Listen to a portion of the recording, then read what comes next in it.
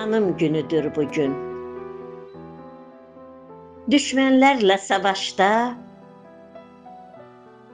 bizə zəfər bəxş edən, neçə şəhidin anım günüdür bugün. Yenilməz ərənlərin şəhidlik zirvəsindən nəğmə kimi hər yana yayılan sorağıdır. Səsi, ünüdür bugün. Tanrının dərgahından gələn bu səs gör necə müqəddəsdir, əzizdir. Bu səs nurdur, işıqdır. Bizim Qarabağ adlı yönümüz, qibləmizdir.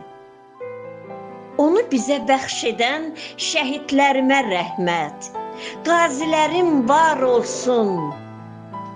Yurt, torpaq uğrunda candan keçən ərənlər son nəfəsdə dedilər: vətənimə, xalqıma ulu Tanrı yar olsun.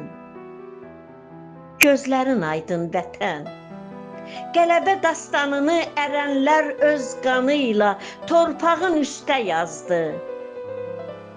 Elə buna görə də min illər ötsə belə, bizim qan yaddaşımızda şəhidlərin adları heç vaxt unudulmayan əbədi səs avazdır.